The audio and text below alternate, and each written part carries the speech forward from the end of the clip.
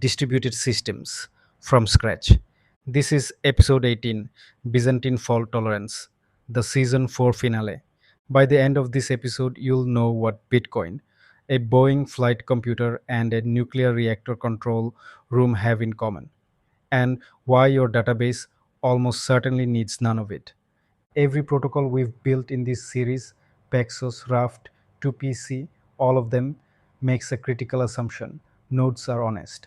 A node might crash, it might be slow, it might be unreachable, but it never lies. It never sends false data. It never tries to sabotage the system.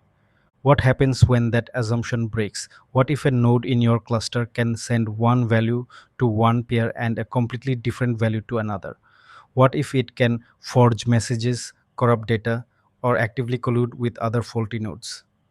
Welcome to Byzantine fault tolerance. The Byzantine generals problem was formulated by Lamport, Shostak, and Pease in 1982. It's an upgrade of the two generals problem from episode 2. Imagine several generals of the Byzantine army camped around an enemy city. They need to agree on a plan, attack or retreat. They communicate by messenger, but some of the generals are traitors. The loyal generals must all agree on the same plan.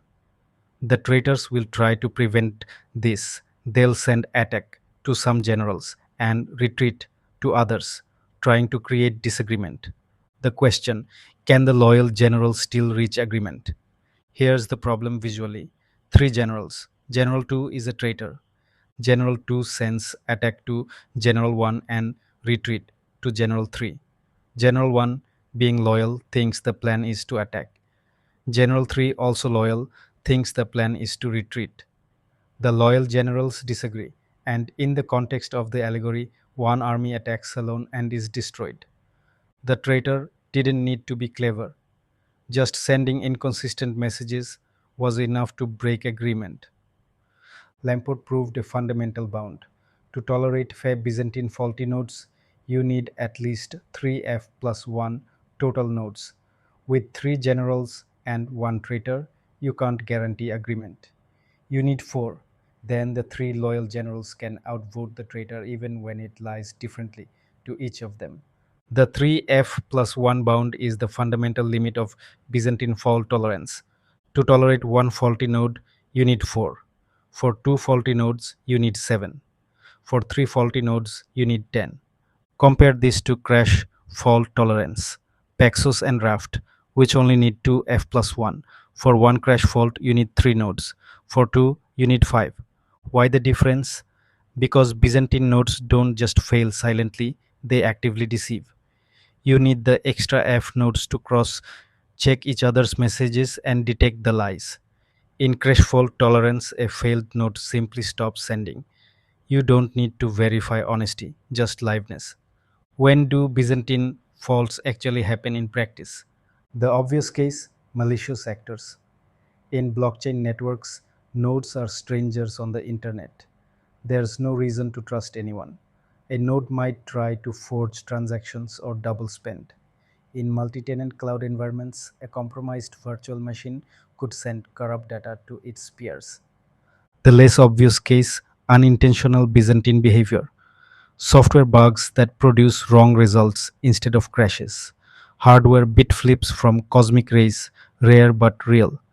Corrupt firmware on a network card sending garbled data. Aviation flight controllers, space systems, and nuclear reactor control systems are designed for Byzantine faults. The cost of one corrupted output is too high to accept. Let me put crash fault tolerance and Byzantine fault tolerance side by side. CFT, crash fault tolerant. Nodes either work correctly or they stop. No lying, no corruption. You need two F plus 1 nodes. Paxos Raft and ZAB are all CFT protocols used by databases and coordination services where you control all the nodes. BFT, Byzantine fault tolerant. Nodes can behave arbitrarily, lie, forge, collude. You need 3 F plus 1 nodes.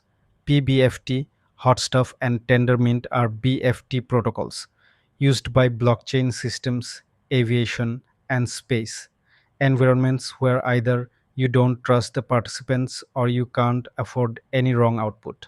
The first practical BFT protocol was PBFT, Practical Byzantine Fault Tolerance, published by Castro and Liskov in 1999. Before PBFT, BFT protocols existed in theory but were too expensive for real systems. Castro and Liskov made it work in practice. PBFT has three phases. This is one more phase than Paxos or Raft, and the extra phase exists because the leader itself might be Byzantine. Phase 1, Pre-prepare. The leader assigns a sequence number to a client request and broadcasts it to all replicas. Each replica checks, is this sequence number valid? Did the leader send the same request to everyone? This detects a leader that's assigning different requests to the same sequence number for different replicas. Phase 2, Prepare. Each replica broadcasts a prepare message to all other replicas. When a replica collects two F matching prepare messages from two F different replicas, it knows that enough honest nodes agree on the same request for this sequence number. This is the cross checking phase. It's what makes BFT work. Phase 3, Commit. Each replica broadcasts a commit message to all others. When a replica collects two F plus 1 matching commits, the request is committed. The replica executes the request and sends the result to the client. The client waits for F plus 1 matching replies. If at most F nodes are faulty, at least one of those replies must be from an honest node, so the majority answer is correct. Here's the full message flow for PBFT with 4 nodes, tolerating one Byzantine fault. The client sends a request to the leader, R0. R0 broadcasts prepare to R1, R2, and R3. R3 is our faulty node. It might send garbage or nothing. In the prepare phase, every replica sends to every other replica. That's an all-to-all exchange, O of n squared messages. R0 sends to R1 and R2. R1 sends to R0 and R2. R2 sends to R0 and R1. R3 might send garbage. It's ignored because it can't produce valid matching messages. When each honest replica has collected two F matching prepares, that's two in this case, it enters the prepared state. Then the commit phase, another all to all exchange. When two F plus 1 commits are collected, that's 3, the request is committed. R0, R1, and R2 all send reply to the client. The client collects F plus 1 matching replies, 2 in this case, and accepts the result. R3's faulty messages are simply outnumbered. Why does PBFT need 3 phases when Paxos only needs 2? Pre-prepare lets the leader propose an ordering, but the leader might be lying. It might send different proposals to different replicas. Prepare is the verification phase. Replicas cross-check with each other. Did the leader send you the same thing it sent me? When two F replicas agree, you know enough honest nodes have the same proposal. Commit makes the agreement durable. It ensures that enough nodes have committed to this decision that even if some crash or start lying later, the decision survives. Paxos trusts the leader. If the leader says commit value X, followers believe it. PBFT doesn't trust the leader. The extra phase is the cost of that distrust. BFT is expensive. Let me quantify the cost. O of n squared messages per consensus round. In the prepare and commit phases, every node sends to every other node. With 20 nodes, that's 400 messages per round. It doesn't scale. 33% more nodes than CFT. You need 4 nodes instead of 3 for one fault, 7 instead of 5 for 2 faults. Cryptographic overhead. Every single message must be digitally signed. The receiver must verify the signature. This is CPU intensive. And the scaling wall. Because of the quadratic message complexity, PBFT struggles beyond about 20 nodes. For a cluster of hundreds or thousands, PBFT is impractical. This is why most databases use Raft instead of PBFT. When you control all the nodes, the extra cost of BFT is unnecessary. One more P. BFT mechanism. What if the leader itself is Byzantine? The leader can delay proposals, reorder requests, or refuse to serve certain clients. PBFT handles this with a view change protocol. If replicas detect the leader is misbehaving, typically through a timeout, they vote to replace it with the next replica in a round robin sequence. The view change is similar to Raft's leader election, but harder, because the old leader might be actively sabotaging the transition. It might send conflicting messages during the handover to confuse the new leader. PBFT's view change protocol is notoriously complex. It's one of the hardest parts of the protocol to implement correctly. PBFT works for small known groups, but what if you need BFT with thousands of untrusted nodes, nodes that join and leave freely without anyone's permission? This is the problem blockchain solves. In 2008, Satoshi Nakamoto published the Bitcoin white paper, introducing a radically different approach to BFT. PBFT's problem: fixed membership, O of n squared messages, doesn't scale beyond 20 nodes. Nakamoto's insight: replace voting with computation. Proof of work first. Look at the chain on screen. Every block was expensive to produce. To propose one, you must solve a cryptographic puzzle. Find a hash with enough leading zeros. That cost real energy and real time, so spamming proposals is economically impossible. Now watch what happens at block 101. Two miners solve the puzzle at almost the same moment. The chain forks. Block 102A and block 102B both exist. Nodes simply follow whichever chain grows longest. 102A gets extended, 103, then 104, and pulls ahead. 102B is orphaned, abandoned. Its transactions go back in the pool. And that's the fundamental trade off. Bottom right, probabilistic finality. A Bitcoin transaction is never truly final. It just becomes exponentially less likely to be reversed as blocks pile on top. Six confirmations means waiting about an hour for reasonable certainty. Compare that to PBFT's instant deterministic finality. Let me compare them directly. Membership: PBFT requires fixed, known participants. Nakamoto is open and permissionless. Anyone can join. Scale: PBFT tops out at about 20 nodes. Nakamoto scales to thousands. Finality: PBFT gives immediate, deterministic finality. Nakamoto gives probabilistic finality, increasingly certain over time. Throughput: PBFT can achieve thousands of transactions per second. Bitcoin processes about 7 transactions per second. 7. Energy: PBFT is energy efficient. Nakamoto's proof of work consumes enormous energy. Bitcoin's network uses more electricity than many small countries. Fault tolerance: PBFT tolerates fewer than one third Byzantine nodes. Nakamoto tolerates less than 50% of total computing power. Two completely different approaches to the same problem. The modern era of BFT tries to combine the best of both worlds: PBFT's deterministic finality with better scalability. The two key protocols, Hotstuff and Tendermint. Hotstuff, published in 2019, solves PBFT's biggest problem: the O of n squared message complexity. Look at the left side. That tangled mesh is PBFT. Every node sends to every other node in prepare and commit. With 100 nodes, that's 10,000 messages per round. The picture alone tells you it doesn't scale. Now the right side, hot stuff replaces the mesh with a star. Nodes send their votes to the leader only. The leader aggregates them using threshold signatures, a cryptographic technique that combines many signatures into one compact proof and broadcasts that single proof to everyone. Result: O of n messages instead of O of n squared. One leader does the aggregation. One proof convinces everyone. Hot stuff also simplifies view changes.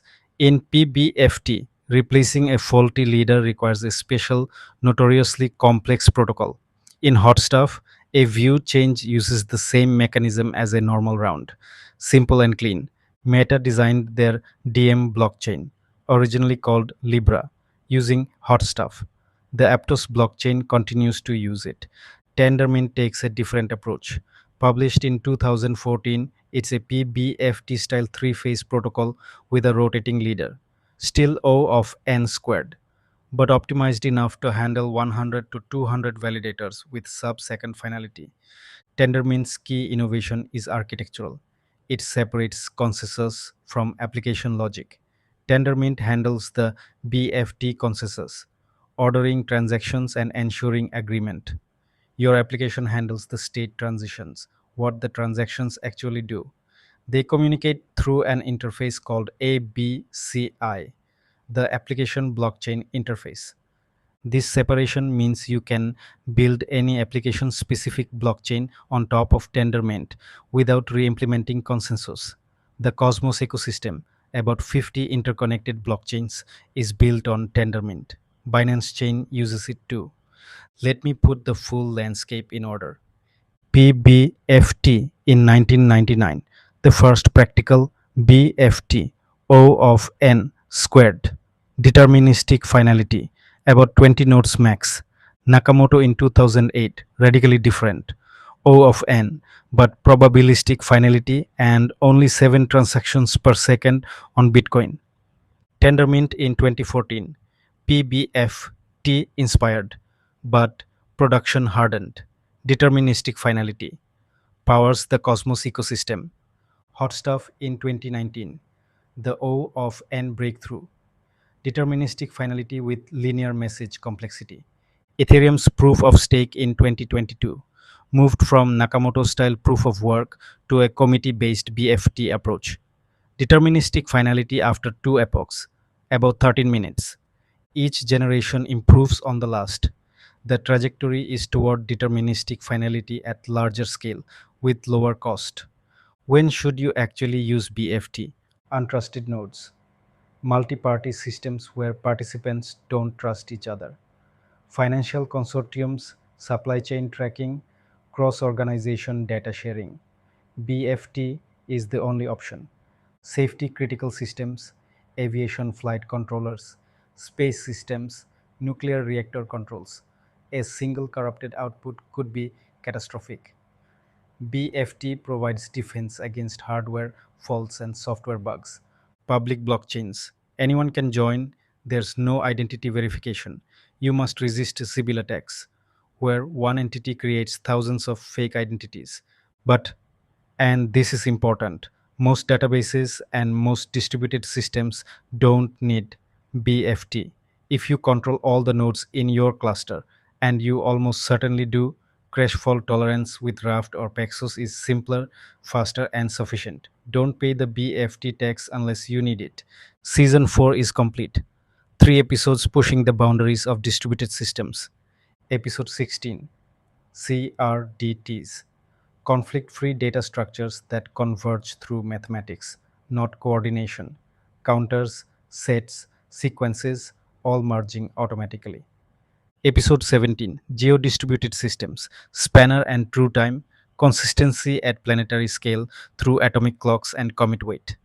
CockroachDB, the open source alternative with hybrid logical clocks. Episode 18, today, Byzantine fault tolerance.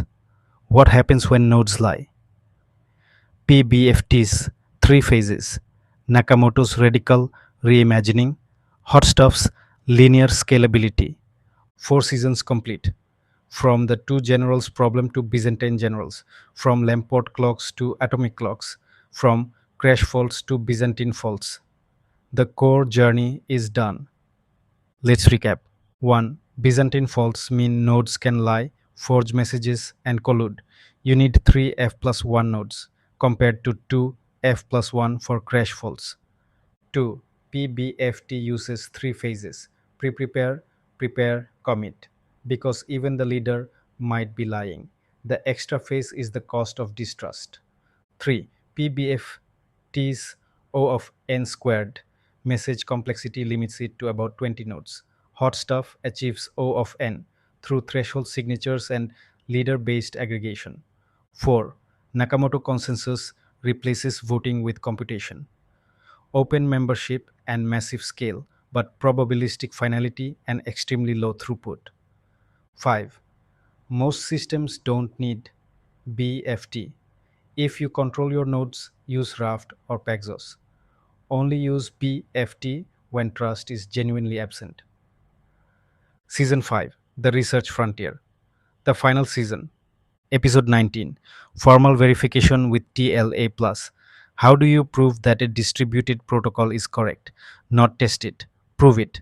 Amazon uses TLA+ to verify their protocols. We'll learn why. Episode 20, Distributed ML Systems. The infrastructure behind training models with billions of parameters across thousands of GPUs. Parameter servers all reduce model parallelism. Episode 21, Open Research Problems. The unsolved questions in distributed systems. What the field doesn't know yet. Episode 22, How to Read Papers and Find a PhD Advisor. The practical guide to entering the research world. That's episode 18 and the end of season 4. Byzantine fault tolerance. Consensus when trust is the variable. 4 seasons complete. 18 episodes. From the impossibility of two generals communicating to the impossibility of Byzantine generals agreeing. Season 5 starts next. The Research Frontier. Thanks for watching.